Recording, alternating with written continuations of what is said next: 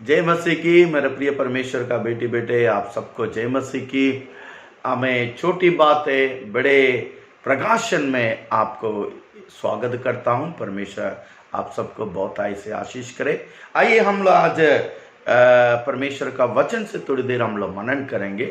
परमेश्वर का प्रकाशन, जिस वचन के जो प्रकाशन आप सबको परमेश्वर दे। दूसरा राजाओं की किताब 5वां अध्याय में हम लोग पढ़ते हैं। वहाँ उस अध्याय में हम लोग पढ़ते हैं, वहाँ आराम के राजा का नामान नामक एक सेनापति था।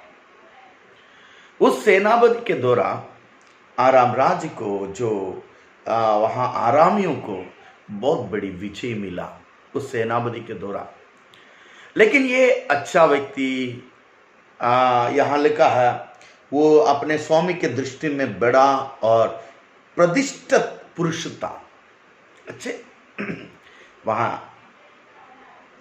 एक और बात लिखा है, वहां वो सुरवीर था, परंतु वो कोड़ी व्यक्ति।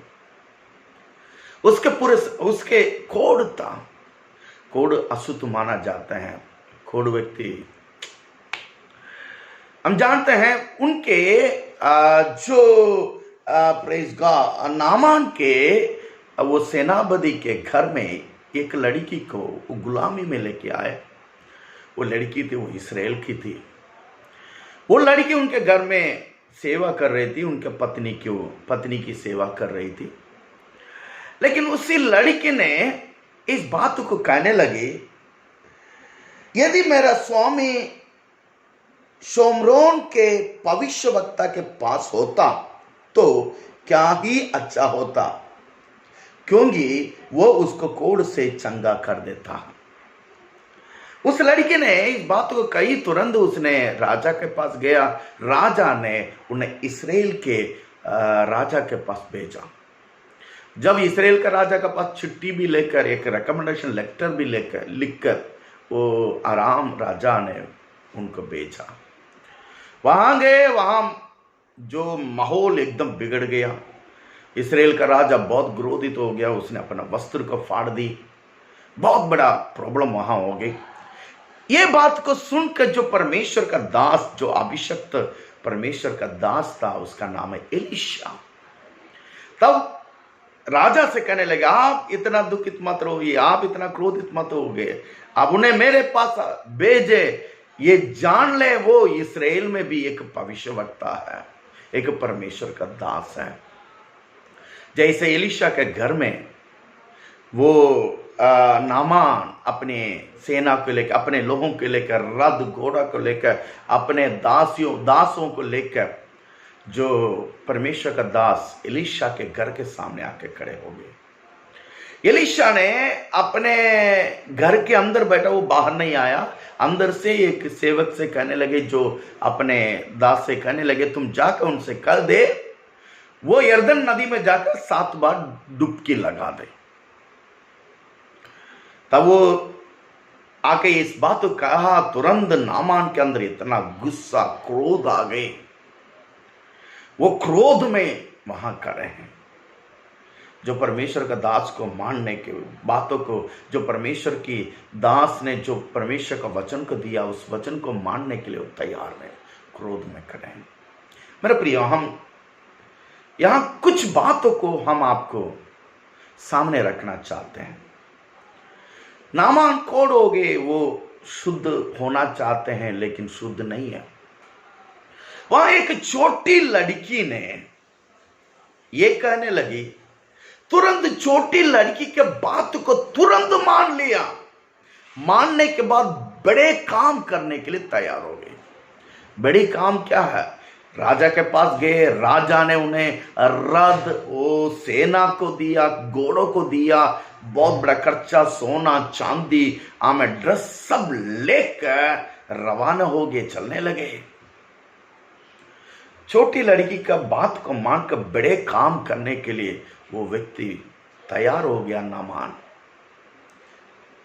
जब जो परमेश्वर के दास के घर में पहुंचा, जो एलीशा, जो भविष्यवक्ता, जो परमेश्वर का दास है, उसके घर में पहुंचा, लेकिन जो परमेश्वर का दास ने उनसे एक छोटी काम करने के लिए बोला, हालेलुया, वो छोटी काम करने के लिए बोले, बड़े परमेश्वर का दास है, अभिषक्त बड़े दास है, वो एक छोटी काम करने के लिए बोला है, वो करने के लिए तैयार नहीं है। अब देखिए, वो छोटी लड़की ने बड़ा, उसके बात को सुनकर बड़ा काम कर दी, खर्चा किया, घोड़े रथों को लिए, सोना चांदी को लिया, कपड़ा लिए, आमें उनके साथ के दास लोगों को लिए, सेना लोगों को लिए रवाना हो गए। जो परमेश्वर का बड़े दास कह रहे हैं, छोटी काम था, जाओ 7 बार डुबकी लगाओ, आपके बगल में है, डुबकी लगाओ, वो काम करने के लिए तैयार नहीं था। इसके अंदर क्रोध हो गया। हम इस बात को समझना, बहुत समय हम लोग के जीवन में ये होती है मेरा प्रियो, बड़े काम करने के लिए हम तैयार होते हैं, खर्चा करने के लिए तैयार होता है, इतना दूर जाने के लिए तैयार होता है, ये सब करने के लिए तैयार होता है, जितना दान देने के लिए भी तैयार होते हैं। हमें ये देख के सोना चांदी सब कुछ दे रहे हैं, वो सब काम करने के लिए तैयार होते हैं। लेकिन परमेश्वर का दास को बोला हुआ वचन, जो परमेश्वर का वचन, उस बात को मानने के लिए तैयार नहीं हो रहा। क्या है?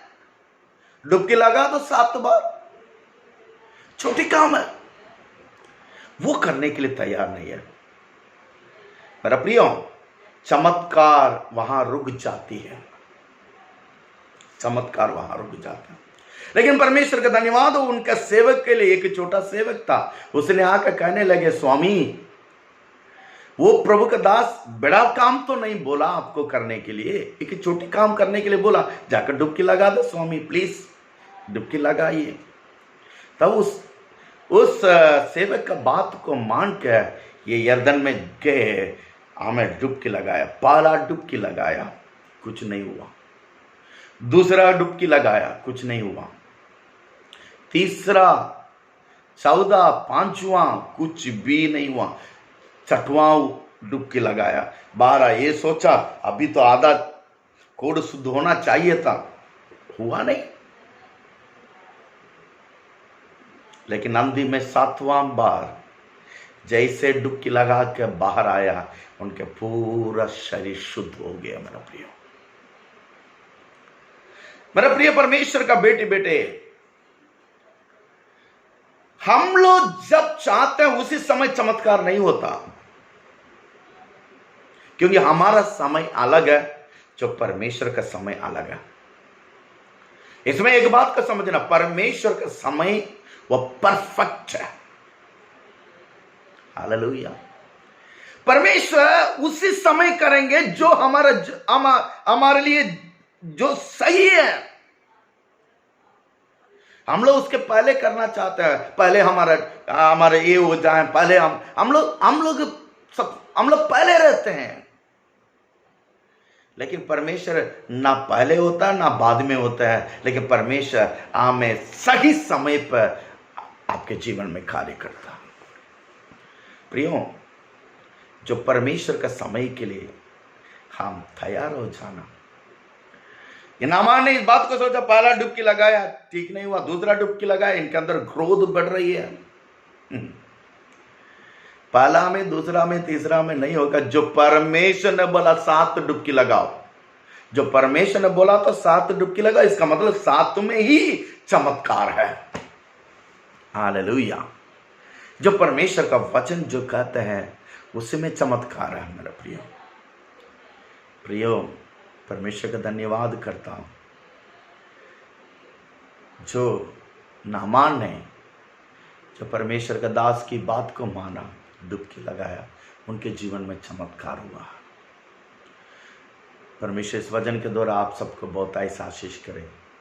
यीशु का समय के लिए, यीशु का वचन में पकड़े रहें।